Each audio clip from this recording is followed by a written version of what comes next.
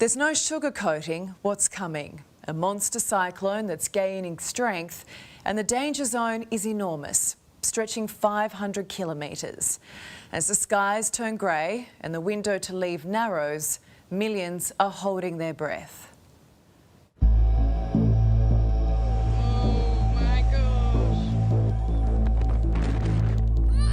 Prepare. Take this seriously. This is a rare event.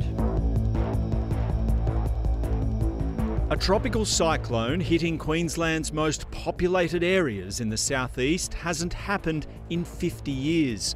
The destructive winds are the first danger, the torrential rain and the storm surge, potentially coinciding with a high tide, have emergency services on edge. Places that don't usually flood, like here at Bigara Waters on the Gold Coast, are expected to be inundated. Police have already door-knocked every home in this suburb and told them the safest thing to do is to pack up and leave. You can see that home across the canal there has already heeded the warning, but every house in this area is in the firing line. And you can see a little place like this converted boat shack, just how vulnerable it is to the surge that's coming with Tropical Cyclone Alfred. Russell and Sue call this home and have been told by police now is the time to leave. They said no one's coming back for you, we'll be the first to go. 6,000 homes on the Gold Coast are in the surge zone that could potentially go under. We've packed everything. It's in the car now and we're just going to put the bed in there and then go and put it in storage. You're just going to clear out? Yeah, we have to. If the worst fears of Cyclone Alfred come true, sandbagging won't do much to help. How bad have they said that it might get here? About 4 metres, maybe 2 metres above the roof. 2 metres above the roof? Yeah, and we've already know we won't be able to come back here. It'll be gone. So it's pretty sad, really. All throughout the Gold Coast canals, residents are deciding whether to stay or go. Trevor Long is staying. This surge is going to come straight in your way. What have you been doing to prepare? Look, I am worried about it. The boat's an issue, but also everything that you see here. So what we've done, we've cleared everything. We've put chairs in the pool. All the chairs are inside. The former boss of marine science at SeaWorld has seen plenty of king tides and is hoping his place is high enough to stay safe in a cyclonic swell. But I've never seen it come over that wall. I honestly believe that's going to come well over that wall. So we're still reasonably high above it, but there's a lot of houses in the Bigara water area that are low and they're going to be a problem. These are the Gold Coast sovereign islands. This is some of the most expensive real estate anywhere in Australia. It's all built on reclaimed land, with developers conquering Mother Nature to build mansions right there in the middle of the water. Well, Mother Nature is about to have another date with this development when the cyclone surge rolls through. Among the celebrity residents here, Clive Palmer, who owns a string of waterfront mansions, one of them last listed for sale at $24 million. All of these properties are in the potential flood zone from the storm surge. Do you think Clive's house will survive?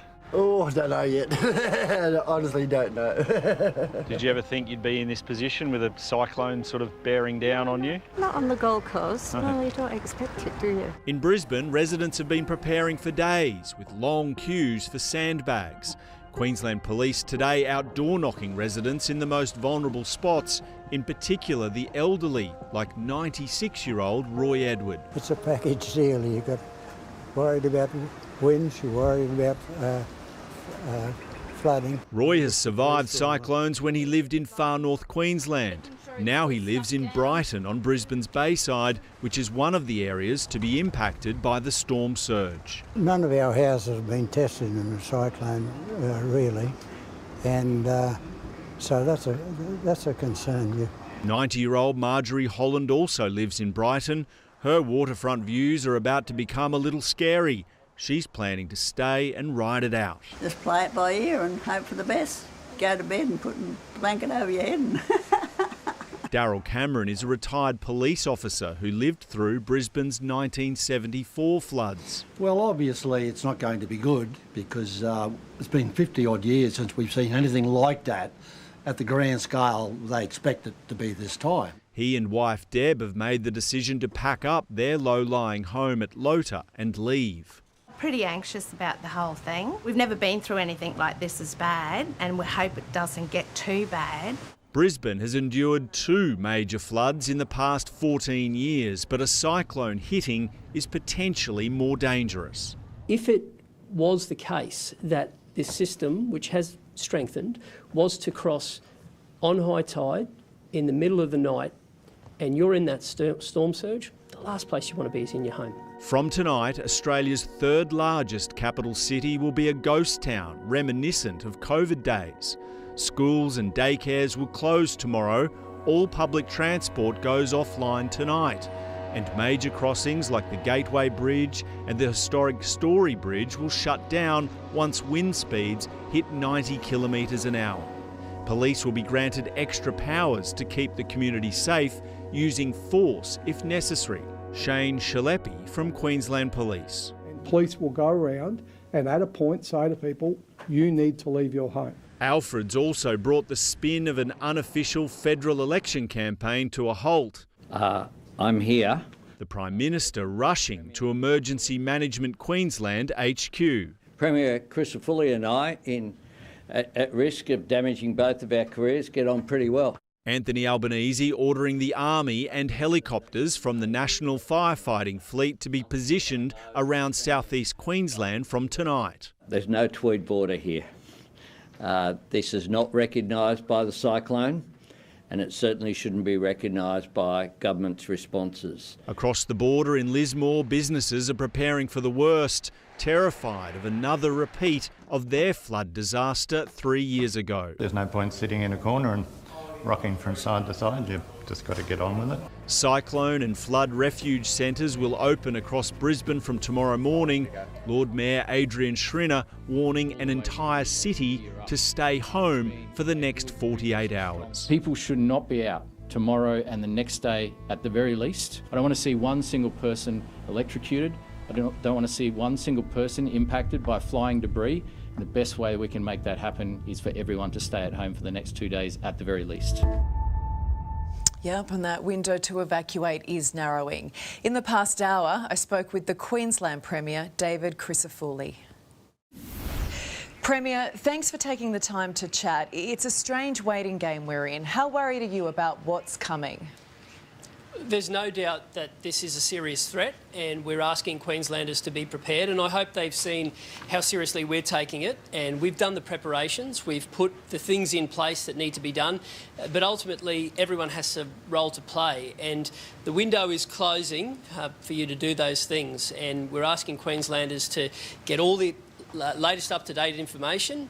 Make sure that you're well prepared in whatever your decision is, whether you are choosing to leave or you're choosing to stay. Make sure you've got all that information in place, and that's why we've continued to make sure that that disaster.qld.gov.au website is constantly updated. We know most people are doing the right thing, but are you finding some are just perhaps a little bit too relaxed? Overwhelmingly, people are doing the right thing and they understand it's a real risk, but you'll always have an element of people who are a bit suspicious, and my message to them is that all of the modelling, every model is showing that this will cross the coast and it will cross it as a cyclone.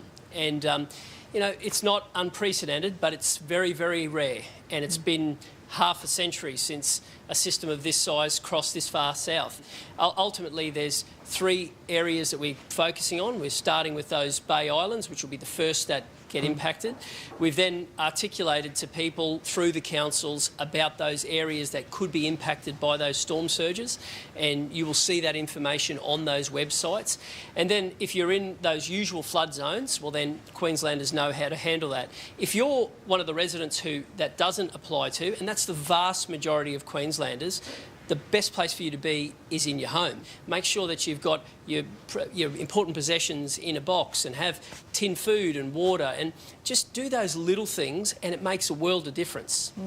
You just made the point there. I mean, you're dealing with a different beast here, and when you have something like 4 million people in the firing line, can you give us a sense of what it might be like when Alfred hits land in the middle of the night, possibly at high tide?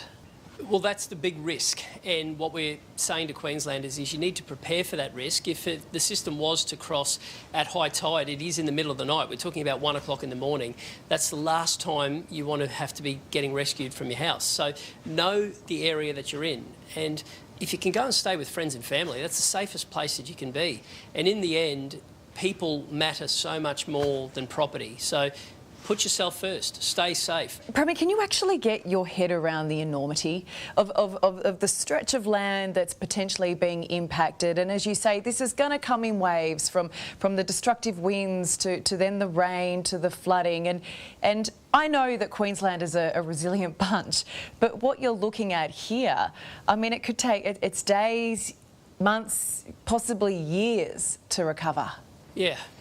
Look, we've seen big systems, far bigger systems than this across the coast over the years, and of course we've seen the devastation that comes from that. Your point is so valid. In this case, it's the sheer enormity and the population that is in the firing line. But we've prepared and we've pre-positioned. And to give you an indication, we've got 1,000 electricity workers from Energex who are waiting, standing hand in hand with contractors who'll come in and clear the debris to enable them to reconnect power, because it's so important to get power back on after a disaster. We've done a lot of work to prepare here, and overwhelmingly so too have Queenslanders. So my job is to give people the information and allow them to make a decision. My job is to make sure we've got the preparation in place, and Queenslanders will respond. They do. We're that kind of people. We are a resilient people. We're a pretty tough state, and I've got every faith that people will come through. Yes, it's unusual, it's not unprecedented, and people will get through it. You know who else is also tough is the people of northern New South Wales, who are also going to cop this. And I guess I want to know, are we in this together? Because does a border mean anything in a disaster like this? It should mean nothing, and it doesn't mean anything at the moment, I can promise you. I spoke to Premier Minns this morning. He was one of the first calls I received today. And I just want people to know that we are working together. From day dot, we've had the New South Wales SES join our calls. And whilst obviously our focus is where it will cross and the impact on our state, we are working together. And the last thing we want to see is a beautiful little community like Lismore impacted again. They've been through more than enough. So the preparations are happening across the border, and the response and the recovery will happen across borders. And we're all Australians, and we love the country, and we live in the best part of the world, and despite the challenges Mother Nature does throw at us. Yep. Beautifully said, Premier. And hey, look, I know all of your focus has been getting your state ready to get through this. How about your own family and your own home in Brisbane? Well, we're like all Queenslanders. We have to prepare too, and that's my message during this. No one is immune from this. Everyone has to take it seriously, but overwhelmingly, I think people get that, and I want people to know we are taking it seriously. We're working with all levels of government, all agencies are leaning into it, and we are taking it seriously. And on the back of that, we can then shift from response to recovery. There won't be one bit of daylight between our response and our recovery, and Queenslanders need to know that, and we will be there, we'll see it through, and I've got every faith that across the board we'll get through it. How's your family? Are they okay? Yeah, and family at the other end of the state who've been impacted too. I've got friends and family in Ingham who copped the brunt of the floods there. It's a challenging time of year, but you wouldn't live anywhere else. All right, well, look, we know you have some huge days ahead and you've been very busy. Thank you so much for your time, Premier, and good luck. Really appreciate yours, and thanks for all the well wishes from across the country. And let's just hope that those told to leave have now done so. Well, Thomas Hinterdorfer has chased some of the biggest storms around the world, and now his own home is under threat. The meteorologist lives just south of Brisbane, in the firing line of Alfred, and he joins me now. Thomas, what is the very latest on the cyclone? What exactly is coming and when? Well, good evening. The tropical cyclone is rated as a Category 2 right now, located offshore from southeast Queensland and moving towards the west. We are anticipating that the tropical cyclone Alfred will make landfall over southeast Queensland during the overnight hours of Thursday into Friday as a high-end Category 2 system, bringing obviously widespread damaging to destructive winds and an absolute ton of rain, which will obviously cause a lot of flash flooding, as well as some potential river and creek flooding. And then, of course, the storm surge on top of that, which will be impacting a lot of communities along the coastline south of the landfall of the system.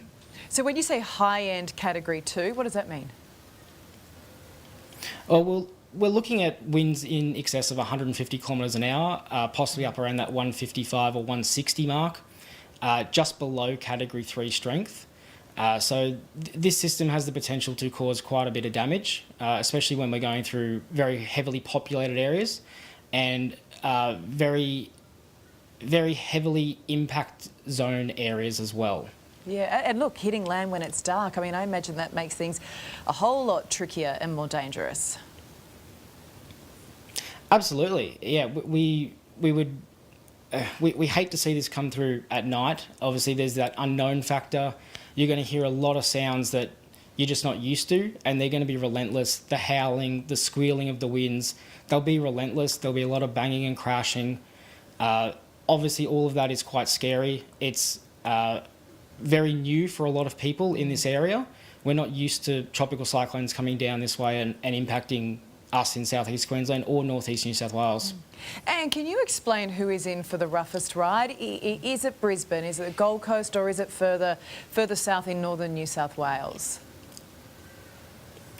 We believe that there's actually going to be a very expansive part of the coastline between anywhere from the Sunshine Coast down to the northern rivers and mid-north coast of New South Wales. An expansive part of this part of the coastline is going to see those winds of 120, 130 and higher, as well as the torrential rain that comes with the system as it makes landfall and the aftermath, as well as, of course, that storm surge and the coastal inundations that come with it. Because as a meteorologist, you have chased over 100 tornadoes in the US. When it comes to storms, how does this one stack up? This one's a little different, of course, because I'm at home. My home is now being impacted. I'm not over in the States chasing tornadoes. This one is definitely a little bit different. It's a little bit surreal. It feels very eerie at the moment. Even the conditions today, while they have been deteriorating, they haven't been too bad where we live here. Just the odd bit of wind, the odd bit of rain. It feels really ominous. It feels really eerie, and it's just this unknown factor, I guess. And look, hopefully it is not as bad as we're expecting, but say it is, where is the safest place in the home to shelter? We believe the safest place in the home is in your home, of course, not out about in the cyclone. But anywhere from the most interior room in your house to a bathroom, and ideally with a mattress over you. It's just that little bit of extra protection. Try and stay away from windows and doors that could obviously break or blow in. But if you've got a mattress over you, it is that little bit of extra protection. We're sort of speaking to you now as the expert, but also you're going to go through this yourself. Are you worried about what's going to happen to you, to your own home? Of course, I am concerned, but we also have a very big community that we are broadcasting to ourselves.